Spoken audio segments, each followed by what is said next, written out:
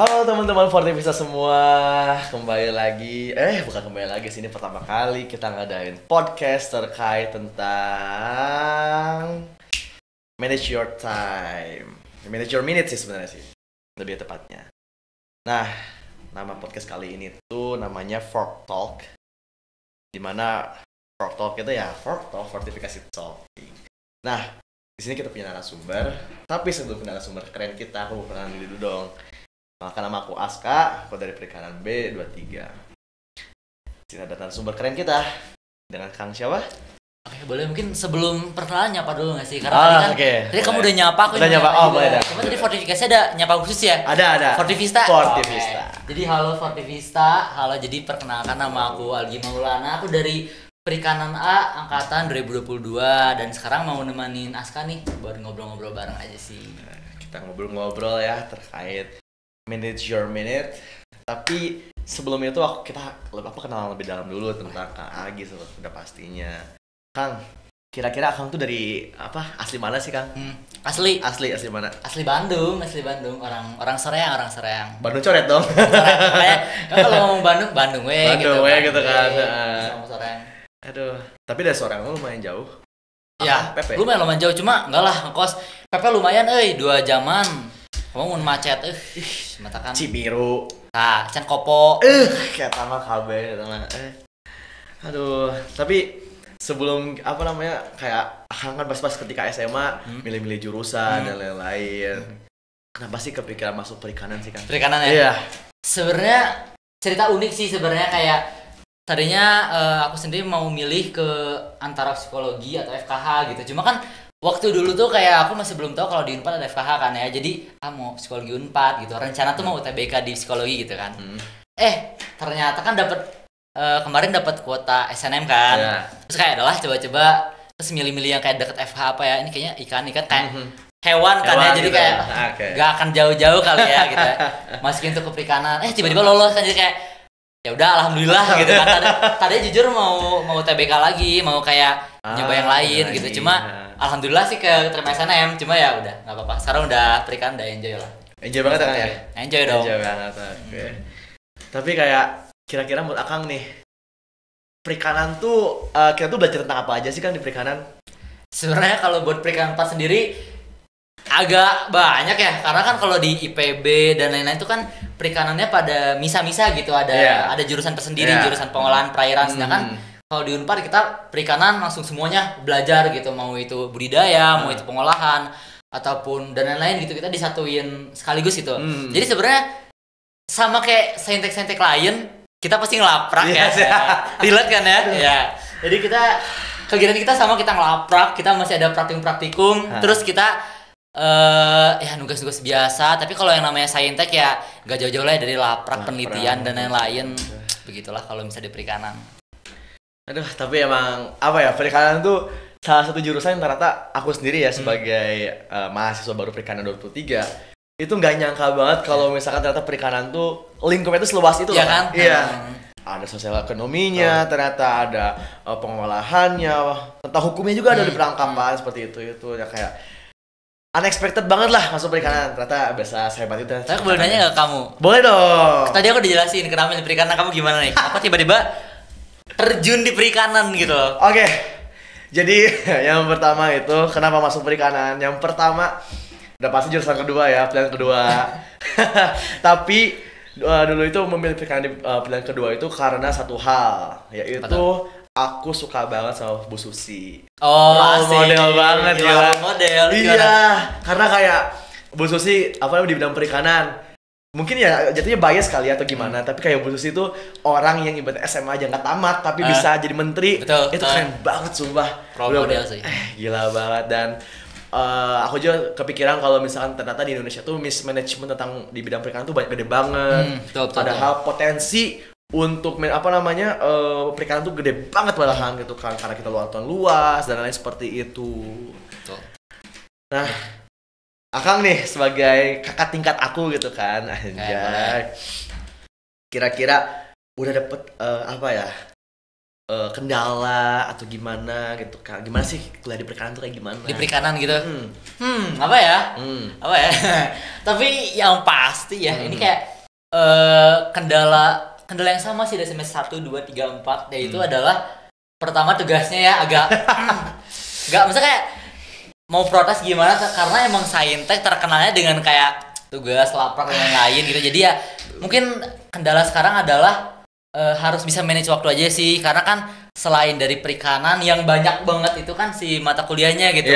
Belum lagi ada praktikum, belum lagi emang ada tugas-tugas project dan lain-lain gitu. Misal harus kerja kelompok dan lain-lain itu kan lumayan PR juga ya, harus dikerjain dan lain-lain. Belum lagi kalau ada kegiatan di luar kampus gitu dalam perikanan. Jadi di perikanan aja udah cukup padat sih kalau misal dari aku sendiri. Jadi ya untuk sekarang kendala utama manage waktu aja sih sebenarnya yang lumayan berat gitu. Tapi di perikanan tuh ada field trip loh teman-teman. Nah, betul. Itu salah satu seru. Hal yang seru banget di perikanan karena itu yang dinanti-nanti kita sebagai mahasiswa perikanan. Karena kita udah capek praktikum, udah kayak udah ilmu teori kita harus field trip. Kita jalan-jalan. Kamu terakhir kemana field trip? Ke Ranca Buaya Kang kebetulan. Ranca Buaya. Kalau ke Semarang kemarin ini kayak seru kan? Iya. Setidaknya lah ya. Setidaknya walaupun ada apa-apa tapi ada itunya juga. Nah, kira-kira Kang, selama menjadi mahasiswa perikanan gitu kan, pasti kan punya kesibukan lain atau apa. Kira-kira biasanya Kang kesibukannya apa aja sih di sini gitu?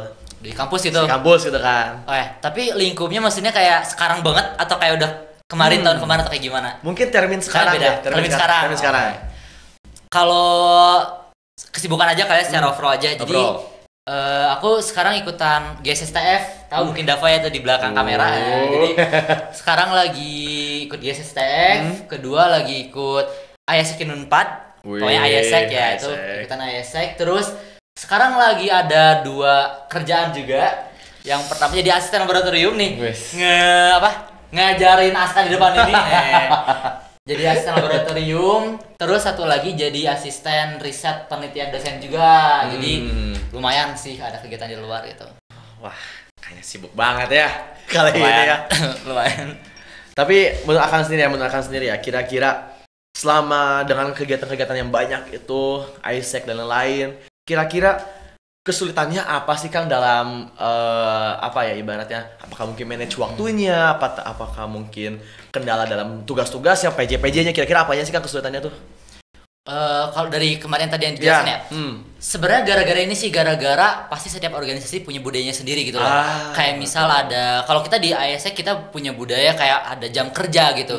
Jadi misal kita jam kerja sampai jam berapa, terus kita weekend gak ada jam kerja gitu. Nah mungkin yang bikin bentrok kalau misal aku lagi ada jam kerja ISEC tapi ada proker yang harus dipegang juga di GSSTF gitu di waktu yang sama. Dan terkadang kalau emang kita ikut banyak organisasi pasti tabrakan gitu kan. Suka ada kayak meet rapat tabrakan gitu kan, kayak aduh harus double meet, harus kayak gimana gitu. Paling sejauh ini sih kendalanya kalau misal ada acara-acara yang memang tabrakan aja gitu. Cuma sebenarnya masih bisa dikasih solusi gitu, kayak ya jangan, kalau misal ada acara ya tentuin di lain waktu gitu. Cuma kan di luar batas aku juga ya, maksudnya bukan aku doang yang bisa nentuin waktu buat rapatnya dan lainnya. Jadi paling itu sih dari kendala kebanyakan aktivitas, harus bisa manage waktu aja, karena lumayan sih kendalanya kalau misal satu minggu full tuh banyak banget rapat, banyak banget acara, kan lumayan capek juga ya. Jadi jadi emang harus pinter-pinter banget bagi waktu sama gimana ya jaga kesehatan juga sih sebenarnya kalau buat ini. Tuh kesehatan tuh aduh sumpah banget ya. Penting banget gitu. Kayak kadang-kadang kalau misalnya kita lagi ngelaprak, ketika lagi nugas lupa makan. Banyak relate nih kayaknya. Ini berpengalaman. Tidur tuh opsional, sumpah.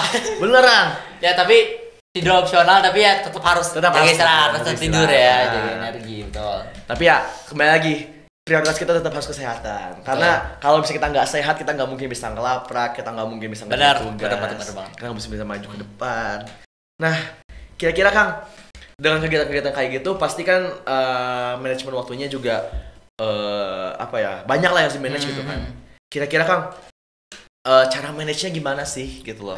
Cara manage waktunya kayak gitu. Dari aku sendiri gitu. Sebenarnya setiap orang pasti punya strategi yang beda-beda gitu ya. Cuma kalau aku sendiri bikin tracker sih. Jadi kayak tahu tracker gak? Oh, tracker kayak ya di track aja gitu kayak misal di spreadsheet ataupun misal mau ditulis ataupun kayak gimana. Pokoknya harus di track aja kayak misal di minggu ini kegiatannya apa aja. Terus kalau misal ada tugas nih kayak dari dosen baru aja ngasih bisa langsung misal nulis di note HP langsung dikasih dilaporin gitu. Kayak di tempel-tempel tembok aja sticky note gitu kayak misal jam 10 deadline matkul ini terus besoknya deadline ini besok lagi ada proker gitu. Jadi sebenarnya itu gimana orangnya apakah dia cocok hal kayak gitu atau enggak, karena kan ada yang deadliners misalnya ada yang emang fleksibilitasnya tinggi gitu, ada kayak kapan aja bisa langsung dikerjain gitu kan. Cuma kalau aku sendiri emang kadang suka lupaan ya gitu kan, apalagi dengan banyaknya tugas dan juga kegiatan di luar kampus. Jadi emang lebih baik kalau dari aku sendiri lebih baik kayak di track aja sih ada apa aja dan apa yang harus dikerjain, deadline-nya kapan. Jadi biar lebih make sure aja kita tahu juga apa yang harus dikerjain dan apa yang emang kurang ada yang belum dikerjain gitu sih. Kamu sendiri gimana nih? Lumayan kan sekarang semester berapa? 2 kan? Udah kan lumayan kan kalau ada tugas-tugas gimana kamu manage-nya? Kalau aku sendiri ya sebenarnya ya teman-teman ya, karena sebenarnya aku tuh ya deadliner gitu kan. Itu contoh yang buruk, jangan pernah dipakai karena memang aku tuh banyak banget proker kayak di Fortif juga ada. Banyak sertifikasi bagus lah maafnya. Habis itu aku juga ikut BEM fakultas juga kebetulan kan. Mantap. Terus aku di bagian aircraft. Nah, ada banyak banget proker kayak mungkin ngebuat formula dan lain-lain seperti itu. Jadi kayak mismanagement waktunya lumayan time consuming banget lah. Cuman alhamdulillahnya tugas-tugas palingan kayak telat-telat dikit juga masih oke lah, kayak mungkin telat 1 menit dan lain-lain. Tapi dia dikerjain lah ya. Dikerjain, gitu. Beres, jangan sampai nggak beres. Pokoknya kayak jangan sampai kayak kalian walaupun sesibuknya kalian di kuliah atau gimana, tugas-tugas tuh tetap nomor 1 sih. Berarti kamu kalau deadline itu maksudnya pas tugasnya mau deadline beres harus dikerjain, tapi kalau misalnya numpuk gimana nih gitu? Nah, tugas proker dan lain-lain gitu, kan banyak ya. Tapi aku pernah by the way kayak gitu. Aku pas itu cari dulu kira-kira mana yang paling penting, mana yang harus selesai duluan, karena tetap aja prioritas ya. Prioritas dulu, kita cari dulu prioritasnya mana sama waktunya yang paling cepat mana gitu kan, harus dikumpulin. Nah, kan tetap kan sebagai manusia kita juga kewajibannya belajar dan lain mengerjakan tugas. Jadi tetap aja tugas kuliah nomor 1 tetap harus, mau sesulit apapun, mau secapek apapun tetap harus nomor 1. Jadi bukannya melepas tanggung jawab dari proker, cuman kayak tetap harus mengandalkan atau bukan mengandalkan sih memprioritaskan kuliah sih kayak gitu. Tapi tadi note-nya bagus sih, note bagus buat Fortivista di luar sana ya. Harus bikin skala prioritas tadi lumayan bagus juga sih. Mana yang harus dikerjain duluan, mana yang emang bisa dinantikan tapi bisa ditunda-tunda tapi nggak sampai dilupain juga gitu sih maksudnya.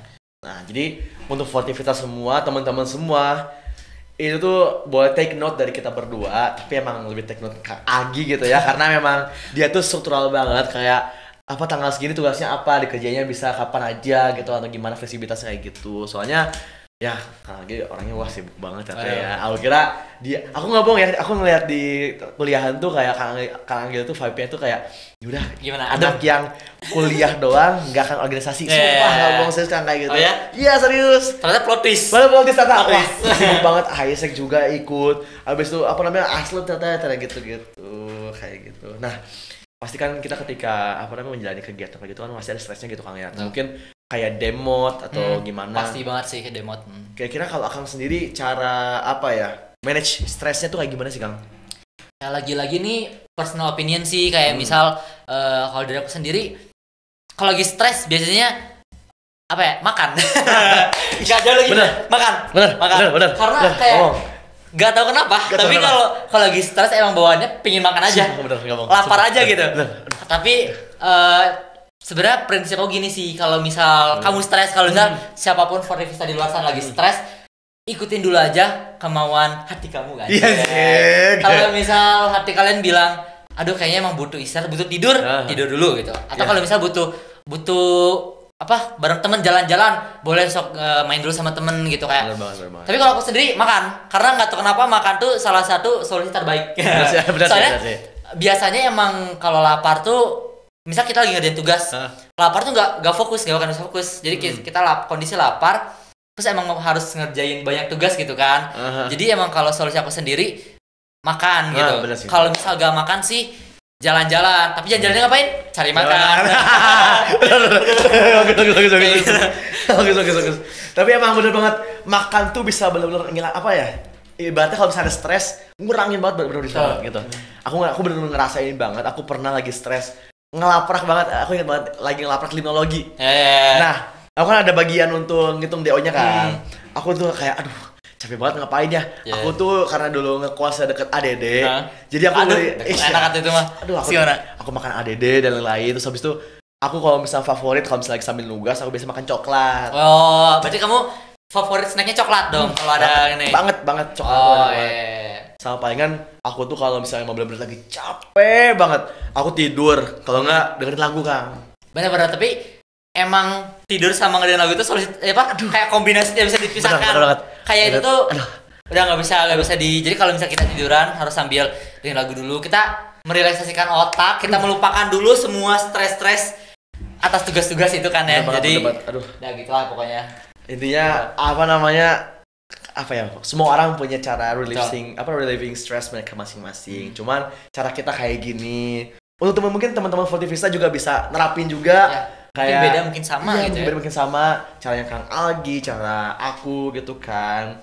Ya dengan dengerin lagu atau mungkin makan yang kalian suka, atau mungkin ada yang suka jalan-jalan. Bisa tuh suka jalan-jalan kan harus healing dulu ya. Kata kan mau healing dulu, butuh healing gitu, butuh me time katanya. Udah pasti anak Nangor kalau jalannya kemana? Bandung. Karena kemana lagi guys gitu, kalau Nangor ke Sumedang juga lumayan ya. Jadi ya ke Bandung lah lumayan ada damping juga gitu. Nah, kira-kira Kang tadi Akang kan pernah nyoel ngomongin tentang beasiswa kan. Kira-kira Akang tuh beasiswa apa sih, Kang? Sekarang ya, jadi aku dari semester 1 sampai sekarang lagi beasiswa ke IPK. Ya. Ke IPK. Ya, ke IPK lah pokoknya. Kira-kira dengan Akang beasiswa ke IPK itu benar-benar ngebantu banget gak sih dalam berkuliah? Iya, jujur ke IPK pasti ngebantu banget buat orang yang maksudnya yang lolos dan dapet ke IPK pasti kan memang butuh juga gitu, dan memang sangat membantu gitu. Tapi di luar dari membantu enggaknya, proses untuk mendapatkan KIPK juga lumayan gitu kan. Maksudnya kayak dulu nggak tahu kalau misal dikira KIPK cuma daftar gitu kan. Tapi ternyata setelah emang udah alhamdulillahnya dapat gitu kan, beasiswa ini harus maintain nilai kuliah gitu, karena nggak bisa hanya kamu dapat beasiswa tapi kamu kayak ke kuliah kayak udah ngelupain gitu, bukan jadi prioritas pertama gitu. Nah sekarang sih kondisinya ya karena udah dapat beasiswa juga, ya udah harus bisa maintain nilai kuliah juga. Emang harus bisa jadiin kuliah prioritas pertama lah gitu buat kuliah gitu sih. Tapi kalau misalnya beasiswa kayak gitu biasanya ada tes gitu nggak sih, Kang, atau kayak gimana? Kalau dari KIPK sendiri kemarin nggak ada sih. Nggak ada betul ya. Jadi kayak kita langsung daftar aja di websitenya dan kita masukin input data. Nanti mungkin ada beberapa tahapan lain yang bakal dikontak aja selanjutnya gitu. Mau di websitenya, di email ataupun di langsung lewat nomor gitu tuh beda. Cuma kalau dari aku sendiri kemarin nggak ada seleksi tes gitu sih. Tapi kalau misalnya ini sedengar aku ya, sedengar aku. Kalau nggak salah beasiswa itu mau itu KIPK atau apapun itu harus bisa maintain nilai, kalau nggak salah jangan sampai di bawah 3, berapa gitu, Kang. Ya sebenarnya aku agak nggak up to date banget sama KIPK sekarang berapa. Cuma kalau kemarin tuh di 28 lah. Di 28 di antara 28-an. Jangan sampai kurang dari 28 aja sih sebenarnya. Jadi kalau misal masih 3 atau 3 atas lebih itu it's okay sih, masih kayak aman-aman aja. Baik. Itu teman-teman Fortivista terkait Kang Algi keseluruhan. Mungkin kita bakal lanjut ke sesi 2 kali ini. Oke teman-teman, kita udah masuk lagi ke sesi 2 Fork Talk kali ini. Tetap ya, temanya tetap sama, yaitu Manage Your Minute. Kita di sini mau bahas tentang Kang Algi secara lebih mendalam gitu kan. Waduh. Kita mungkin bahas dulu ya tentang Fortiv dulu ya. Karena Kang Algi kebetulan mantan Fortiv gitu kan. Oke, Kang. Akan lu anak Fortiv kan ya? Ya, betul. Akang dulu sportif di bagian apa? Aku bagian R&D sama kayak serius? Keren. Wih, kita sama-sama tim R&D. Harus gini berarti ya gini. Gimana? Gini. Oh, kita beda. Kamu kan kayak gini lupa. Ini R&D sekarang ya. Ini apa R&D sekarang? Oh, lu gimana, Kang? Aku lupa jujur. Parah banget lupa. Nah, kira-kira dulu Akang di Fortis sebagai anak R&D apa namanya biasa ngapain aja sih, Kang? Kemarin aku nggak tahu sih kalau R&D sekarang gimana ya. Cuma kemarin sih yang paling aku suka formulasi ya. Formulasi udah pasti. Ada formulasi, terus ada fortasi juga nggak sih kalau nggak salah. Ya formulasi. Ya, ada fortasi, terus ada ini pelatihan JMP, pelatihan Surimi dan JMP. Kemarin lumayan sih maksudnya. Ya hal-hal itulah kalau misalnya dari kemarin. Cuma kalau kemarin yang aku inget banget sih, aku suka di formulasi sih karena seru aja di bagian kita bikin resep-resep terus kita kasih ke orang kayak ini makan nih kayak nanti cobain nih kalau misal Aska membuat formulasi boleh Fortivita boleh dinilai ya enak atau enggak. Kemarin sih aku baru sama teman-teman aku ya. Itu bikin aku penasaran deh. Mau nyobain kan? Kalau ada mana sih nih? Mau nyobain kan? Boleh, aku mau nyobain lagi. Langsung udah Fortif lagi dong. Iya. Gawat. Tapi emang kemarin tuh yang pas kita ngebuat ravioli dulu Akang apa? Aku dimsum. Oh, dimsum. Ya. Kalau misalnya kita ravioli, kita cuma minus satu doang. Apa bikin satu? Enggak, kita bikin ravioli sama apa ya? Kalau nggak salah cilok. Enggak, bakso ikan. Cuma ternyata kebalik. Kebalik gimana? Harusnya tenggirinya itu di bakso ikan. Yang ini tuh pakai apa ya? Patin kalau nggak salah apa gitu. Patinnya di ravioli gitu. Iya, ini kayak kebalik gitu kan. Maksudnya tenggirinya di ravioli, bakso patinnya di ikan. Jadi, tapi gimana overall enak ya kata anak-anak? Kemarin dicobain sama Teh Aska, KBM sekarang. Enak ternyata, mantep. Keren banget nih R&D. Fortis tahun ini. Ada tahun juga keren banget ya sampai dimsumnya masuk daul kan. Waduh.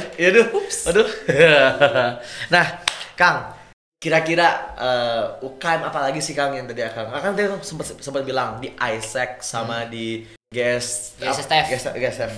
Nah, kira-kira kita dulu ISEC ya. Akang di ISEC ngapain aja sih dan sebagai apa gitu lah? Kayak mungkin biar aku mau ngelurusin dulu karena mungkin banyak orang yang salah ngira kalau misal ISEC kita bukan organisasi bahasa Inggris, bukan ya guys. Jadi kita organisasi kepemimpinan gitu. Jadi gak hanya belajar bahasa Inggris dan emang kita nggak full bahasa Inggris gitu loh. Jadi kita kalau ngobrol ya tetap bahasa Indonesia aja gitu. Kalaupun memang rapat juga rapat bahasa Indonesia aja. Cuma memang kalau ada dokumen-dokumen, kalau emang ada rapat formal yang pasti pakai bahasa Inggris gitu. Cuma kalau ditanya kegiatannya ngapain aja, mungkin aku mau jelasin secara overall sama divisi aku gitu ya. Aku di PR, di Humas, emang agak loncat ya. Jadi agak mohon maaf gitu dari perikanan ke Humas gitu. Cuma gak apa-apa. Jadi aku di Humas, terus kita sama kayak Humas lainnya, kita jalin partner. Kita bener-bener cari partner company lain, kita cari partner di kampus-kampus lain juga gitu, kampus Jakarta, kampus Lampung, di mana-mana lah, pokoknya dicari banget itu mana-mana. Terus kita juga ngecari-cari radio-radio di Bandung, di luar Bandung juga, dan kita fokusnya dibikin artikel ataupun press release. Jadi kerjaan kita tuh nge-support project-project utama di ISEC, kayak misal kalau ada orang nih mau keluar negeri misal gitu. Nah sama aku tuh dibuatin artikel, press release misalnya kayak 5 orang dipergikan kayak ya 5 orang pergi ke Thailand dari ISEC. Ntar aku buat yang artikelnya terus di up kayak gitu. Itu dari PR sendiri, dari Humas sendiri. Tapi kalau misalnya secara overall kita ISEC tuh sistemnya kayak profesional, tapi kita kekeluargaan. Kita selalu ada, pasti kalian di BEM juga pasti ada bonding-bondingan kan. Ya. Kita juga ada, jadi kita emang punya budaya-budaya tersendiri di mana memang ada lokal conference gitu. Kita emang ada meeting bareng tapi sambil seru-seruan bareng juga. Tapi overall sama kayak BEM dan lainnya kok, emang cuma mungkin struktur dan budayanya aja beda aja gitu. Okay. Nah, kalau misalkan setahu aku sih ya Kang ya, aku pernah jadi LO yang ISEC-nya Malaysia. Iya, keren banget. Kebetulan gimana? Jadi LO, jadi kasarnya personal assistant kayak gitu. Dan banyak banget, sumpah.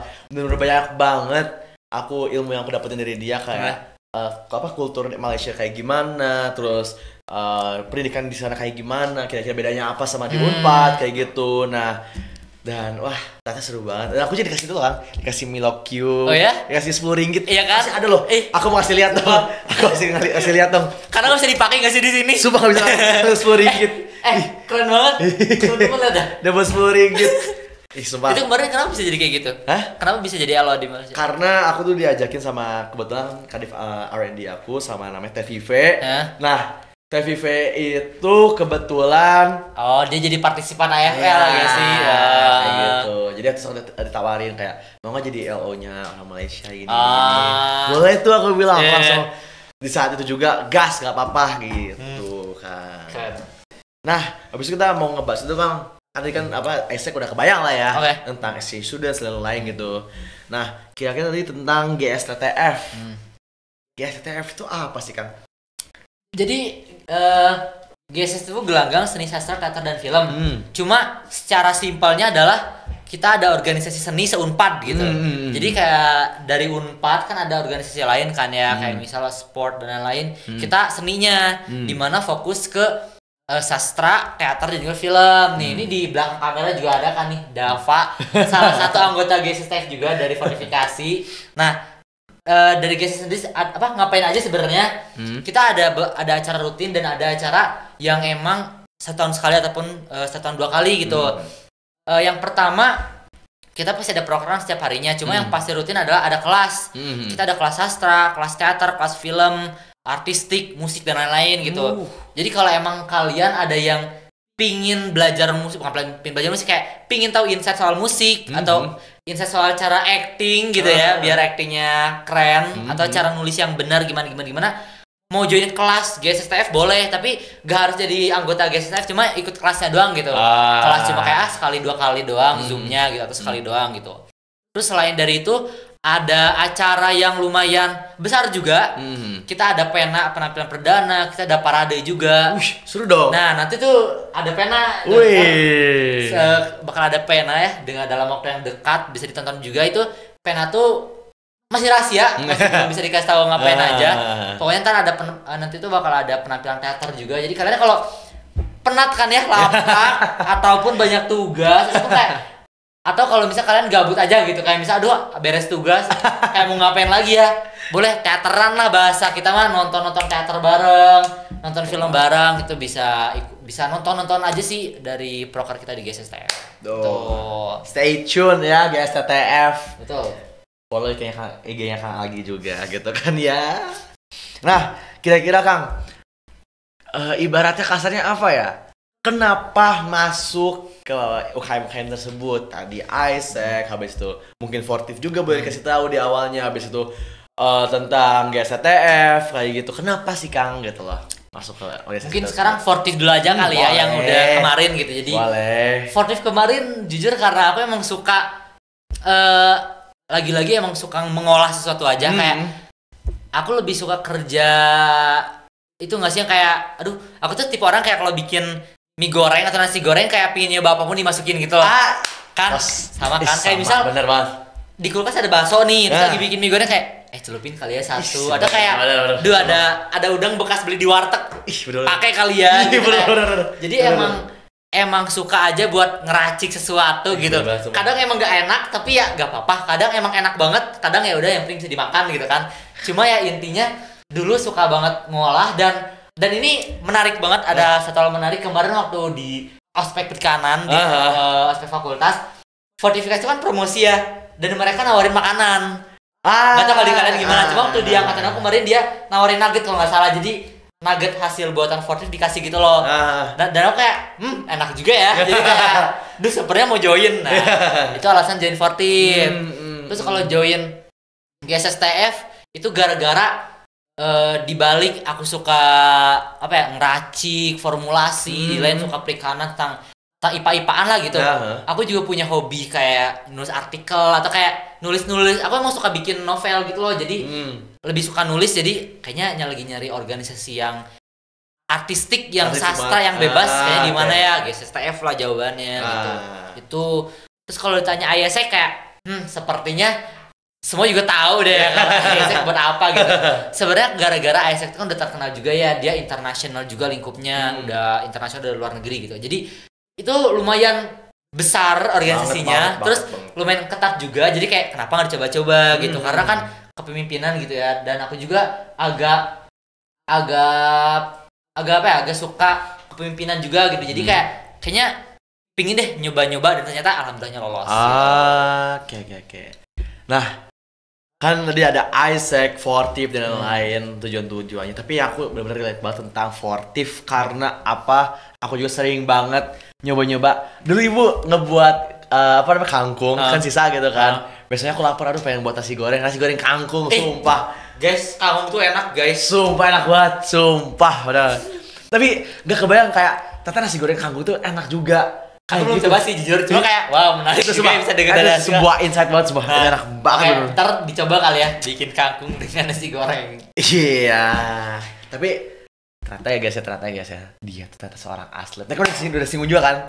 Dia sudah singgung juga. Ya, bahwa Kang Algi itu aslep aku sebenarnya di ikhtiologi. Nah, ikhtiologi apa dulu ayo? Ikhtio adalah ikan, logos adalah ilmu, jadi ilmu tentang pernikahan secara individual. gitu guys. Dites dulu. Jadi Kang Algi ini seorang aslep alias asisten laboratorium, atau mungkin di tempat lain mungkin ngomongnya asprak, asisten praktikum atau kayak gimana. Nah, kira-kira Kang, kenapa deh jadi aslep? Kenapa? Pertama karena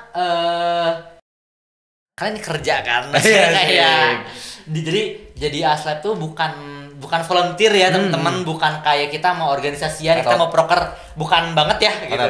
Jadi ini kerja, dan kalau kerja pasti kan ada itu gitu. Ada lumayan uang jajan gitu.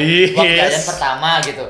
Kedua bisa masuk pengalaman kerja, lumayan di CV juga bisa dimasukin. Dan karena emang kenapa ikhtiologi juga ya? Karena emang dulu kan sama sekali gak tau perikanan sama sekali gitu kan. Iya.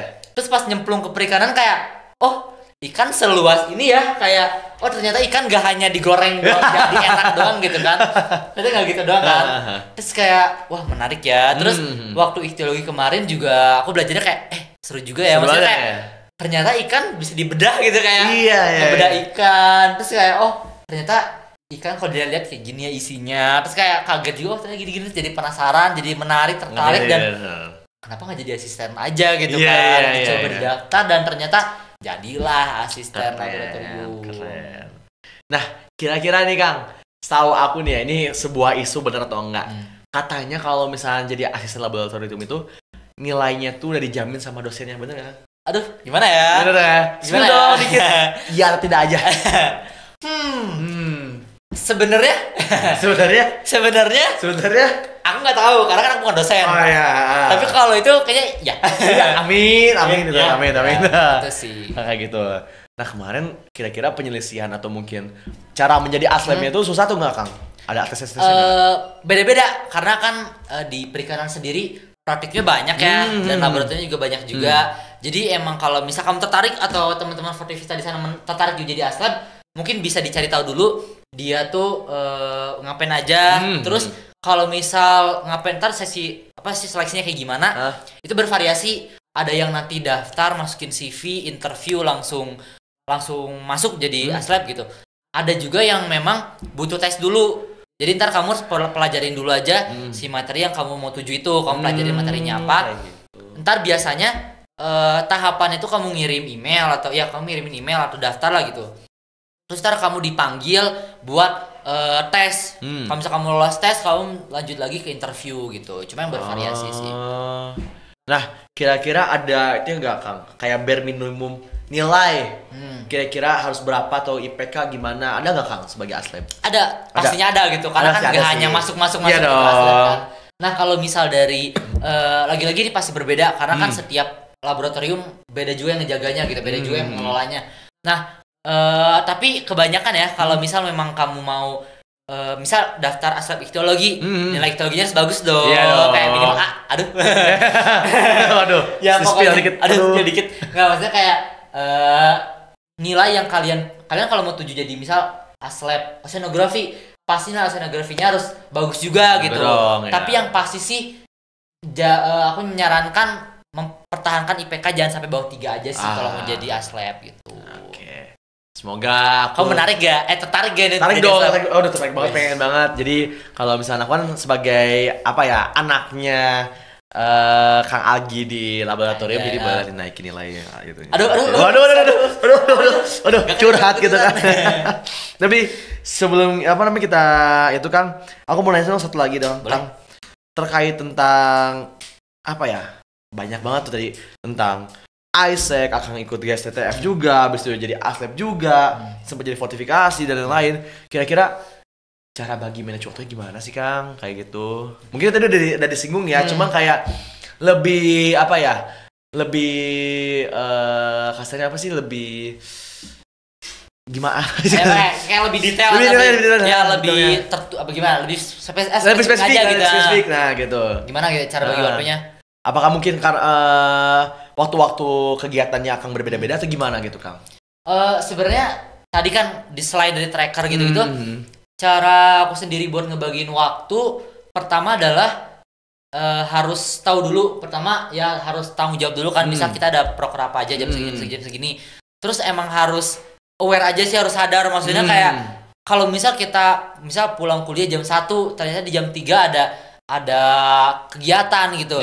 Nah, boleh tidur misalnya, tapi kayak jangan kayak plong sampai kebluk gitu, nggak bangun lagi gitu. Atau misal kayak bener-bener main, kayak diajakin ke Bandung yuk, ke Bandung healing, ke Bandung gitu. Nah, sebenarnya cara aku buat manage waktu adalah dengan cara ya harus tahu dulu tanggung jawab kamu gitu kan. Terus harus komunikasi juga, kayak misal kalau misal kita staff komunikasi ke kadif kamu, misal aku lagi ada ini dulu ya, ada kelas dulu sebentar, ada meeting sebelumnya dulu, jadi bisa tahu juga gitu kapan kita bisa bagi waktu juga. Dan emang harus, karena kan ini waktu kamu cuma kamu doang yang tahu gitu, maksudnya kayak cobalah kamu bikin strategi gitu. Kalau aku kemarin bikin strategi kayak misal ternyata aku udah gak mampu kerja selama 5 jam terus-terusan. Nah, makanya aku bagi waktu, misalnya dengan dikomunikasikan kadif kayak, aduh bisa nggak ya kalau misal aku gak ikut rapat dulu sampai full karena habis ini ada ini. Jadi aku bisa manage waktu gimana caranya biar aku tuh gak 5 jam gitu. Misal gimana aku biar gak 5 jam kerja terus, biar ada istirahat gitu. Pokoknya make sure aja ada waktu istirahat, dan harus make sure juga punya tanggung jawab lah terkait nanti kita punya kegiatan apa gitu selanjutnya. Itu sih kalau aku sendiri. Ternyata itu bener tips bagus banget sih. Sebagai aku juga punya banyak banget apa ya, panitia yang diikutin juga, proker-proker yang sudah lakuin juga lumayan banyak, dan apa ya? Aduh, terima kasih, Kang. Aku merasakan hal itu kemarin jadi semangat. Itu udah kepake banget tips and triknya, karena kita juga harus bisa apa ya, komunikasi penting juga. Manage waktu penting banget, dan harus komunikasi juga terhadap misal kamu punya kadif atau kadif yang ibaratnya bersangkut paut dengan proker kamu gitu kan, kamu harus bisa izin juga, ada waktu istirahat seperti itu, dan kayak Kang Agi seperti itu. Nah, tapi ya nggak kerasa ya kita juga harus mudahan. Aduh, udah selesai nih. Gimana nih, Kang? Kira-kira untuk ini ya, warga-warga Fortivista atau mungkin maba-maba 2024 nanti akan 2024, ada apa ya, kesan dan pesan nggak sih, Kang, untuk Akang? Dari Akang. Buat ngasih tahu soal apa nih? Maksudnya kayak terkait manajer minute gitu. Kira-kira ya. Tips and trick atau mungkin kayak gimana sih biar kehidupan maba kalian tuh seru banget gitu. Gimana, Kang? Mungkin kalau pesan dari aku ya, itu mau dari maba atau buat dari kamu sendiri juga bebas aja terapin. Cuma kalau dari aku adalah manfaatkan masa mudamu aja. Kayak sangat-sangat klise ya, tapi jujur kayak semester awal ya, apalagi semester 1, 2, 3 tuh kayak kamu malah baru nyemplung gitu. Maksudnya kayak serius, coba tapi jangan hawuk ya, jangan kayak langsung ikut 5, langsung ikut 6, kayak aduh meninggal lama-lama. Jadi coba ikut memang yang semampunya dulu, semampu kalian apa, dan pilih pun harus dipilih-pilih juga mana yang semampu kamu, mana yang kayaknya ini agak kurang linear atau gimana. Jadi kamunya ngerjainnya nggak setengah-setengah juga gitu. Terus ya itu di-enjoyin aja, maksudnya kayak kalau kamu memang tertarik coba didaftarin dulu, terus coba di-enjoyin dulu. Jadi pasti ada stresnya, pasti ada demotnya, pasti ada keluh kesahnya gitu. Cuma kalau pesan dari aku sih coba dinikmatin dulu aja, karena itu kan pilihan kamu sendiri buat daftar gitu kan. Jadi boleh coba dinikmatin dulu aja prosesnya. Terus karena baru masuk juga, jadi boleh sambil bikin strategi-strateginya, strategi cara manage waktu, betul. strategi milih organisasi dan strategi kedepannya gitu, biar lebih apa ya, bisa enjoy tapi terstruktur juga gitu, biar gak pusing nanti ke depannya. Itu sih kalau dari aku. Sama aku mungkin ada tambah satu lagi ya. Pokoknya kalian kalau misalnya aku tahu sih pasti kayak maba-maba tuh kayak FOMO, pasti nggak sih? Gitu temen-temennya kayak gitu. Ya jangan sampai kalian itu karena kalian kebawa sama teman-teman kalian apa ya, jadi kayak kalian nggak tahu benefit untuk kalian untuk apa gitu kan, kayak cuma untuk FOMO-FOMOan doang kayak gitu sih. Jadi pokoknya tetap bisa manage your time, manage your minute kayak tema ini asik. Manage your minute dan jangan sampai kalian keteteran untuk tugas-tugas. Karena tugas nomor 1 tetap ya teman-teman ya. Oke, mungkin kayak kita udah di penghujung acara, kita juga mungkin sekarang akan penutupan gitu kan. Closing statement juga tadi udah dikasih tahu, kesan pesan dan lain-lain seperti itu. Ya, mungkin sekian dari kami, Aska dan Algi, sudah AAAZ gitu kan. Sampai jumpa di Fork Talk selanjutnya. Bye-bye, Fork Vista. See you later.